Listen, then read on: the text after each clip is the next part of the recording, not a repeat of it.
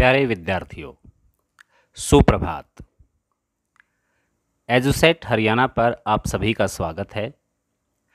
आज के इस अंक में हम पढ़ने जा रहे हैं क्लास 10+2 का एक बहुत ही सुंदर lesson, lost spring, stories about stolen childhood.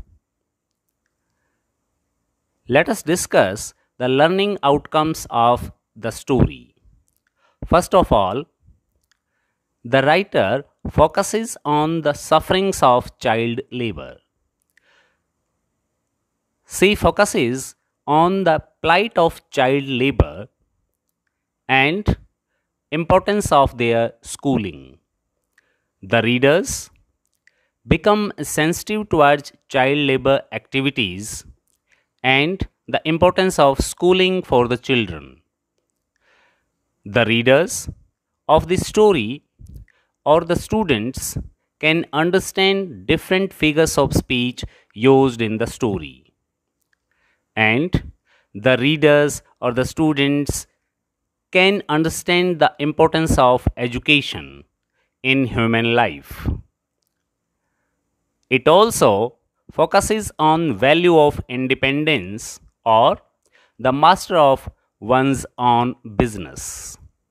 The difference between the master of one's own business and the difference between a job. It also focuses on the responsibilities of society or some well-to-do people of the society.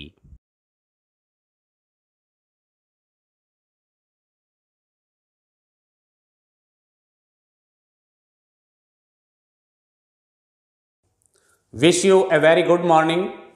मैं सुरेंद्र कुमार उपस्थित हूं class 10+2 की flamingo का अगला lesson लेकर।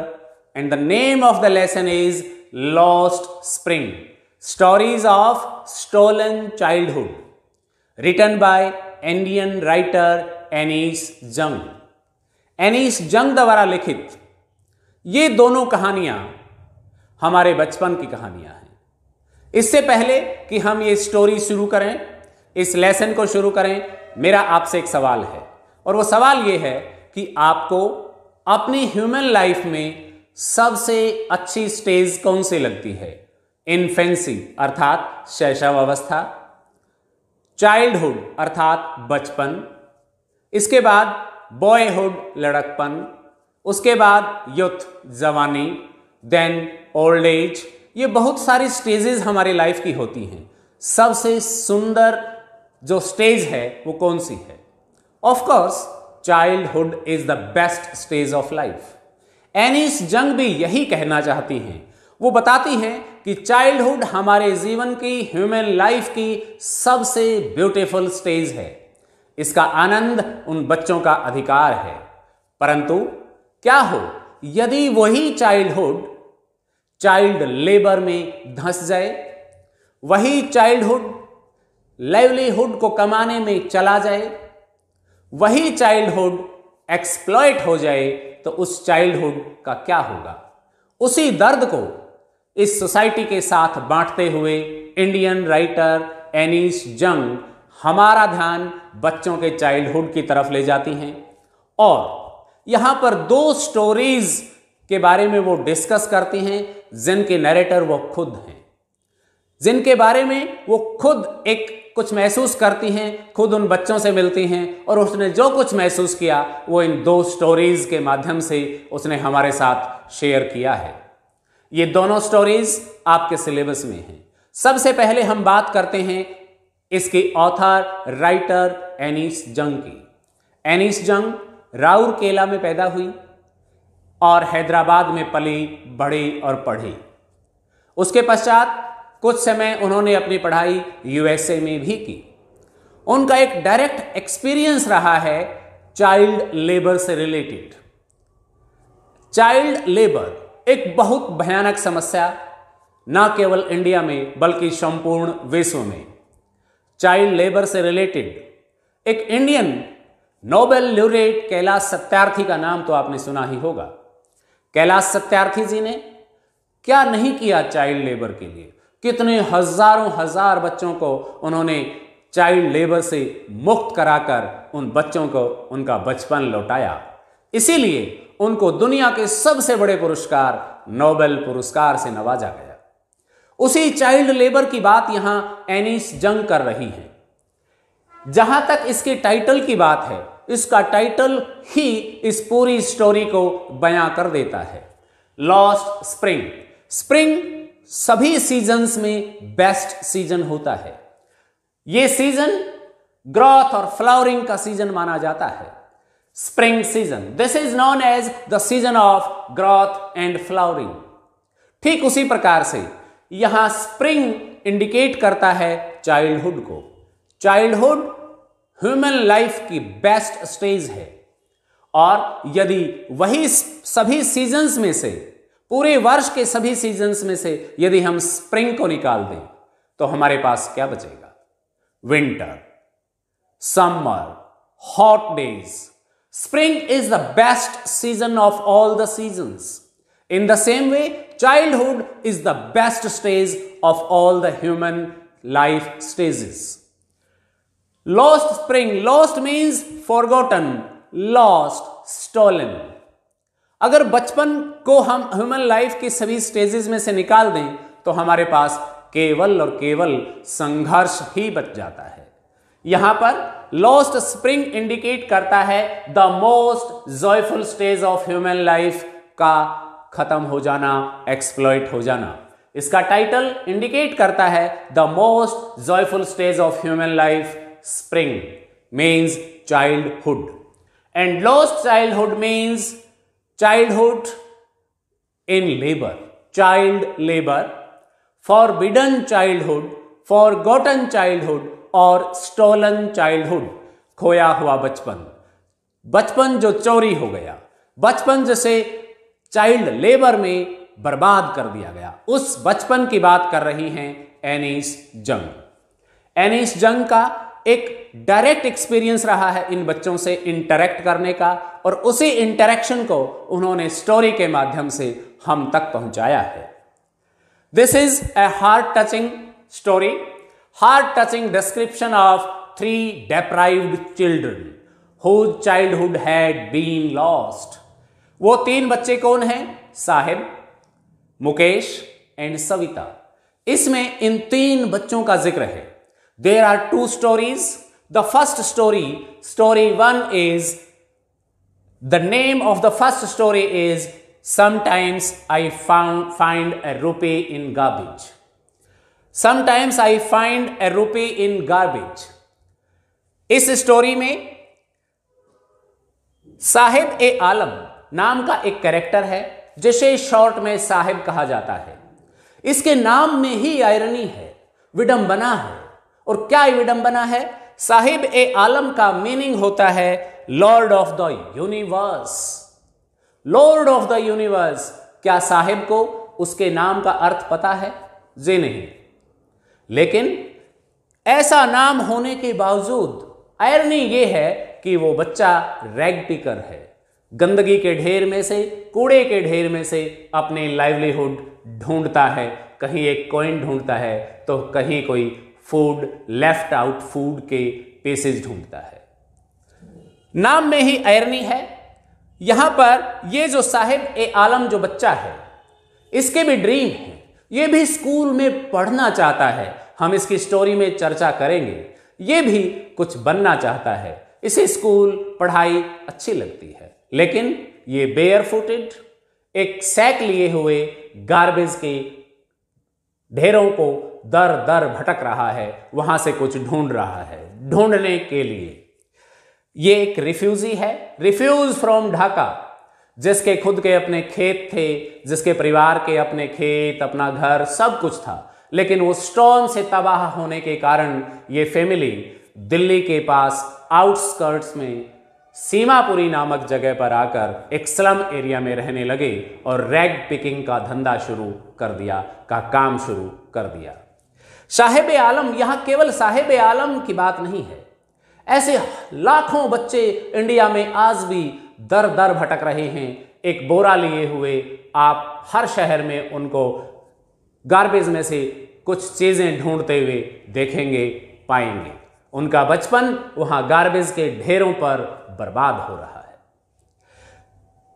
अगर हम second story की बात करें तो सेकंड स्टोरी में का जो टाइटल है वो है I want to drive a car, I want to drive a car, I want to become a mechanic. एक बच्चा है मुकेश जो कि मैकेनिक बनना चाहता है, जो कार चलाना चाहता है, उसके भी कुछ सपने हैं, but due to the family professions ही is engaged in the bangle making industry.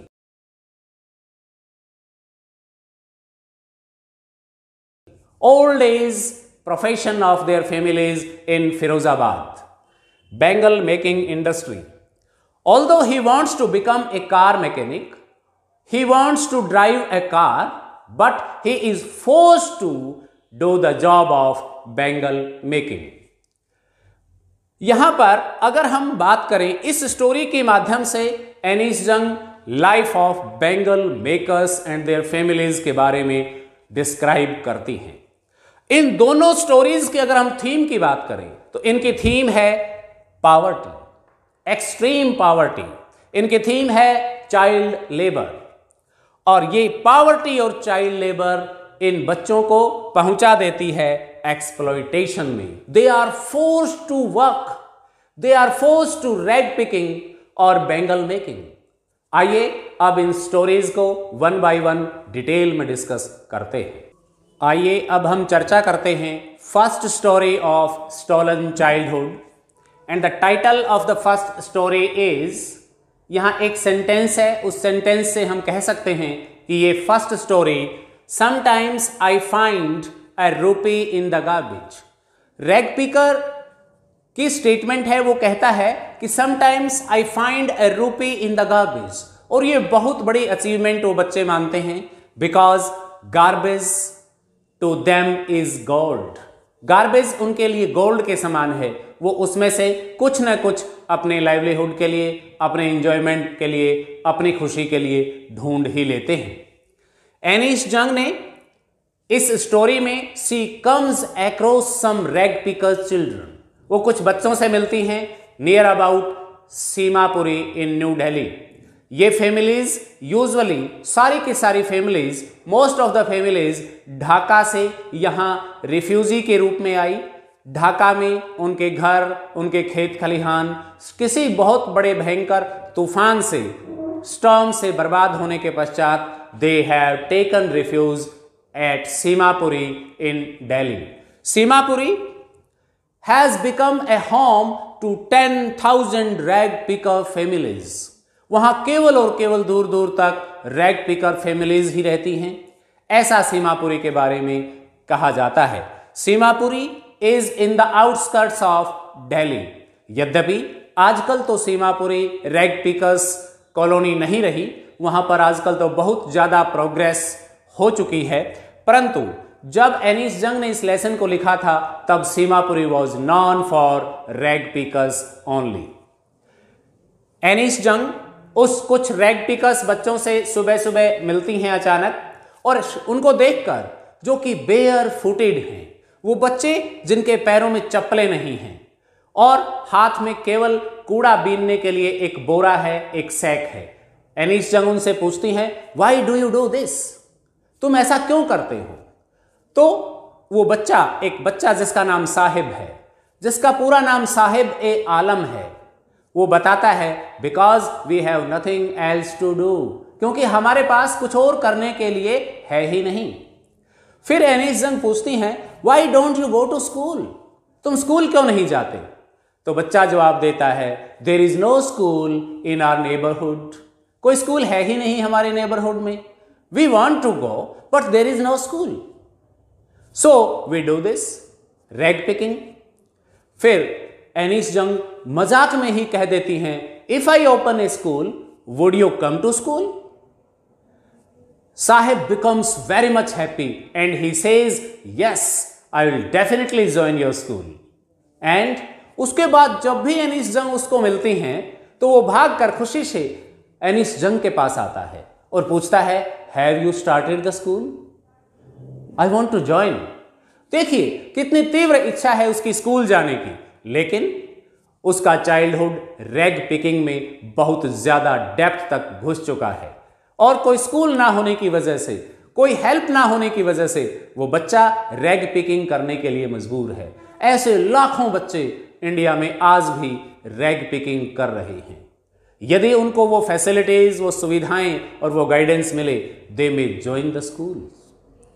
यहां पर जब वो बच्चा ये पूछता है have you begun, have you started the school, तो एनीस जंग को अपने आप में बड़ा गिल्टी फील होता है, क्योंकि ऐसे ही कह दिया था उसने। तो actually she didn't want to open a school, उसने तो बस यूं ही बोल दिया था। और जब वो बच्चा बार बार उससे पूछता है तो उसे अपने आप को गिल्टी महसूस करती है।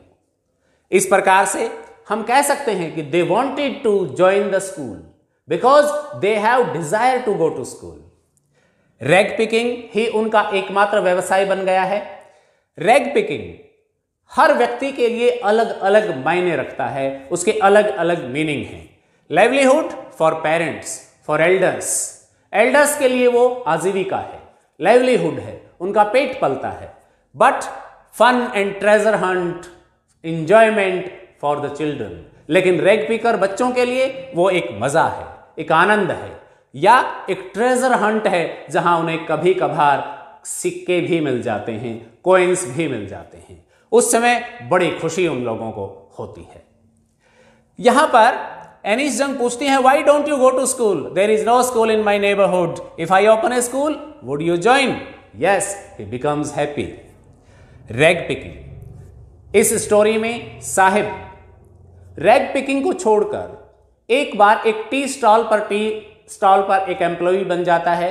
₹800 पर मंथ प्लस फूड की सैलरी में उसको फूड मिलता था और ₹800 पर मंथ मिलते थे। और इस प्रकार से इस स्टोरी में उसने दो काम किए। First one is rag picking, second one is job at a tea stall as a tea stall boy, चाय ले जाने वाले लड़के के रूप में। आइए ये दोनों व्यवसाय, ये दोनों प्रोफेशन उस बच्चे के लिए, साहिब के लिए क्या मीनिंग रखते हैं। अगर हम रैग पिकिंग की बात करें तो वो बेयर फुटेड रैग पिकिंग करता था। रैग पिकिंग उसके लिए केयर फ्री था, कोई उसको चिंता नहीं थी। एक ऐसा प्रोफेशन था उसके लिए जिसकी उसको आदत हो गई थी, जिसका बचपन उस रैग पिकिंग में खो चुका था। He was very much happy, वो खुश भी था रैग पिकिंग करके। And rag picking was a source of enjoyment for the rag picker children. उन बच्चों के लिए वो एक खुशी का सोर्स था। साहिब फिर रैग पिकिंग छोड़कर एक बार एक टी स्टॉल पर नौकरी करने लगता है, जिसकी सैलरी है ₹800 पर मंथ प्लस फूड। वो बच्चा वहां पर एक बहुत हैवी कैटल लेकर जाता है और he is not happy with that job. He is unhappy, tired and there was no enjoy. उससे पूछने पर बच्चा बताता है, साहिब बताता है कि I was the owner of my own business of rag picking. मैं खुद मालिक था, यहां मैं नौकर हूं। इस प्रकार से बच्चा टी स्टॉल पर नौकरी करने के व्यवसाय से, प्रोफेशन से खुश नहीं है। यहां पर उन बच्चों की बहुत ही करुणामय हालातों का वर्णन एनीस जंग ने बखूबी बहुत सुंदर ढंग से किया है। एनीस जंग ने यहां पर उदीपी पंडित की एक स्टोरी की भी चर्चा की है। उदीपी पंडित एक मंदिर के सामने की बात, जहां बच्चे पुअर, शूजलेस, जूते नहीं थे, मंदिर के पास के जूतों को देखकर रुक जाते थे और वो बच्चा प्रतिदिन प्रार्थना करता था फॉर शूज, जूतों के लिए। और they dreamed for shoes and after a long time the people were able to manage shoes and education for them. उनके लिए शूज और एजुकेशन की व्यवस्था कर पाए। क्या कोई है जो इन रैग पिकर बच्चों के लिए भी एजुकेशन का प्रबंध कर पाए, इनके लिए भी शूज आदि का प्रबंध कर पाए? यहां बहुत सारे इस तरीके के इंसिडेंट्स की चर्चा है और यहां एनीस जंग बताना चाहती हैं कि education is the only solution to it. इसका एकमात्र उपाय है एजुकेशन। शिक्षा, वही उन बच्चों को रैग पिकिंग या इस तरीके की एक्सप्लॉयटेशन, चाइल्ड लेबर यहां से निकालकर उनको आगे के लाइफ में प्रोग्रेस के रास्ते पर चला सकती हैं।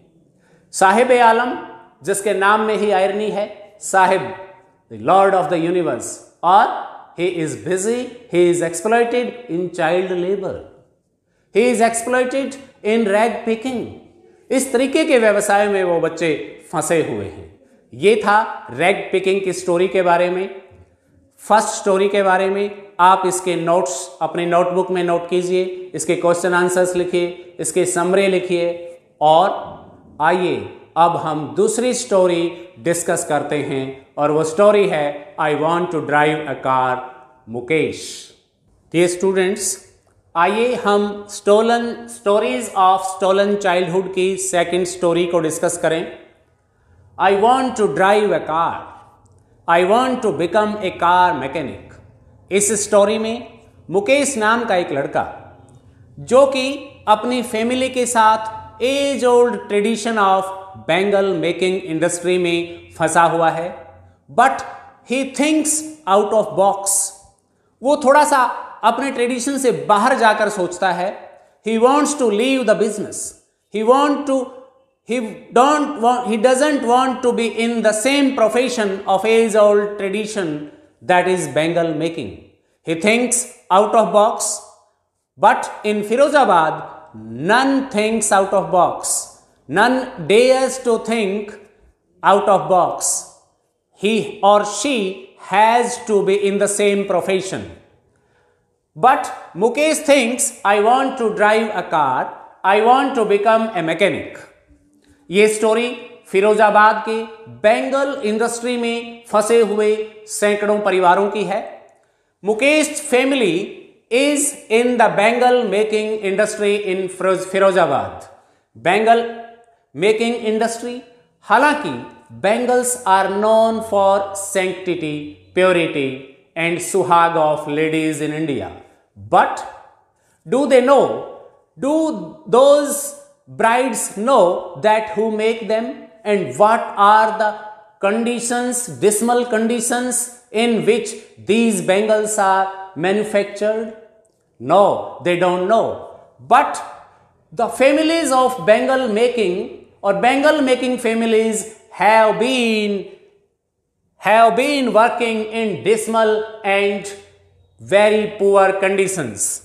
They work in high temperature, they work in dark rooms, they work in dirty and small places. They are forced to live in dirty places.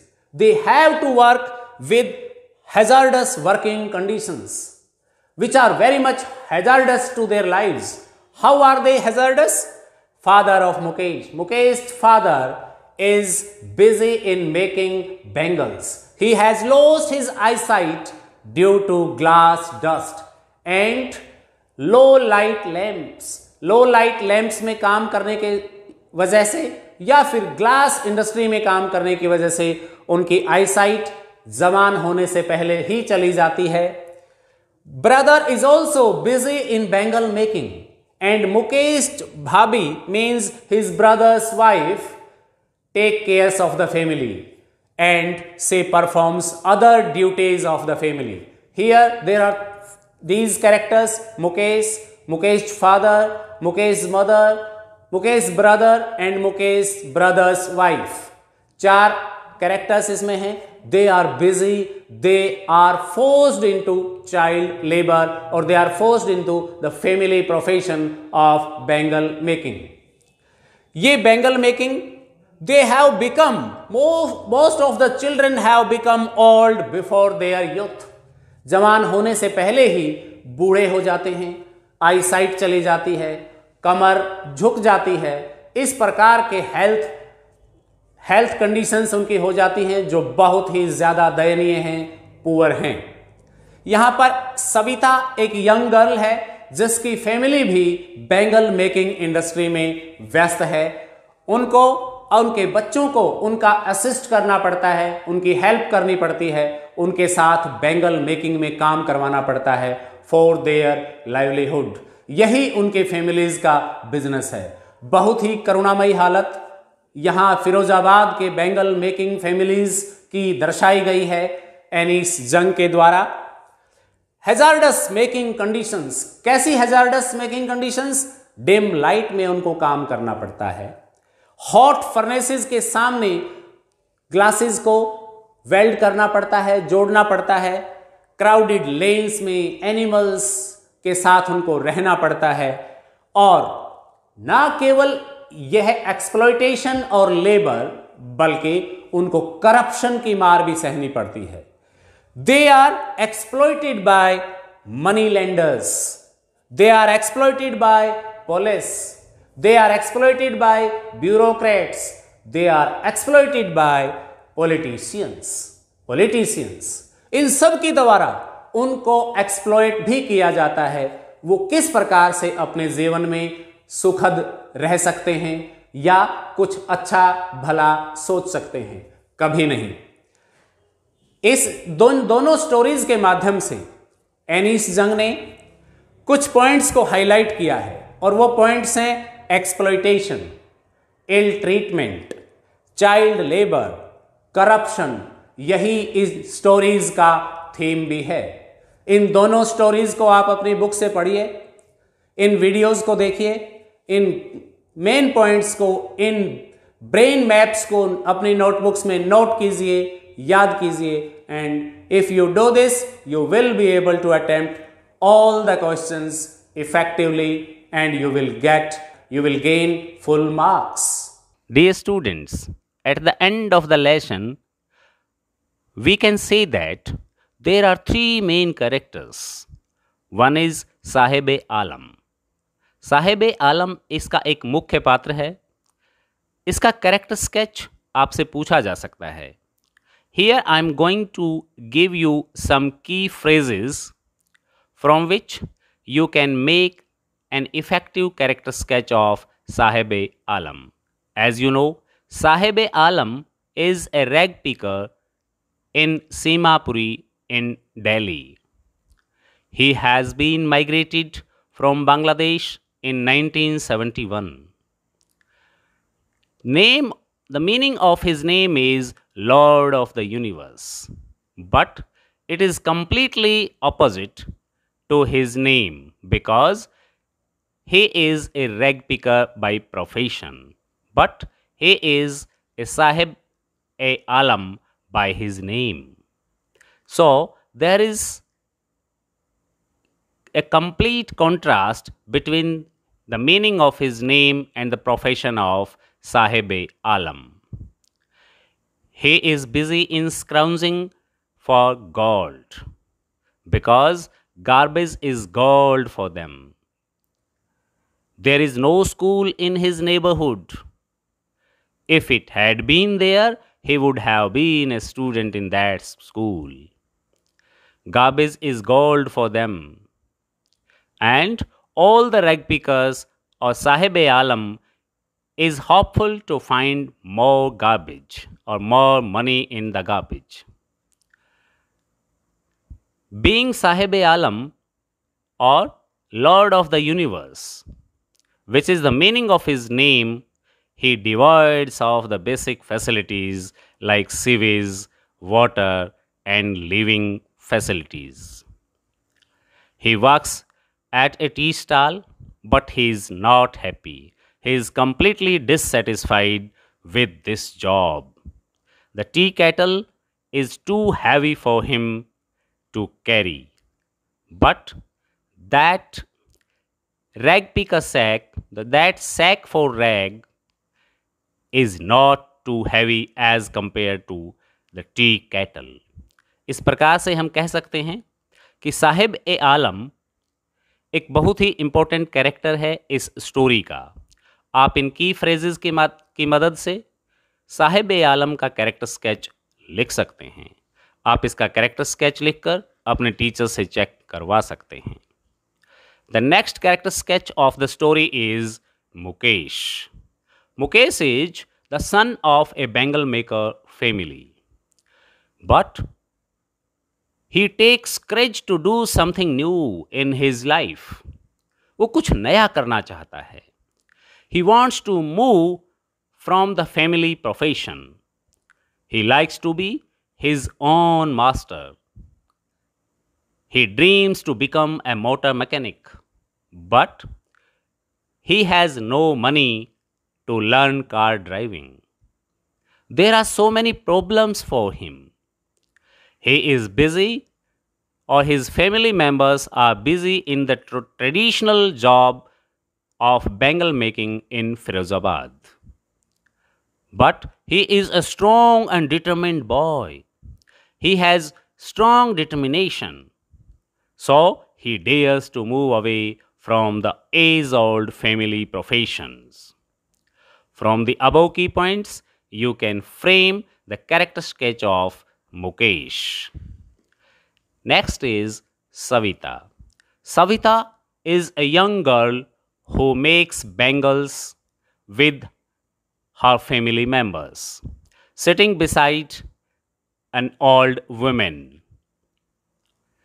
She doesn't have full meal in lifetime. This is the irony of these child laborers, that they don't have full meal in their lifetime. Savita is an innocent girl. She is ignorant about the sanctity of bangles. But later she comes to know about the sanctity of bangles when she becomes a bride. But she is an efficient worker. Her hands move like tongues of a machine. She is a young girl from a bangle maker family. In this way, you can frame the character sketch of Savita using these above key points or key phrases. Write the character sketches of Sahib e Alam, Mukesh, and Savita from the story of Lost Spring, the stories of stolen childhood. Thank you very much.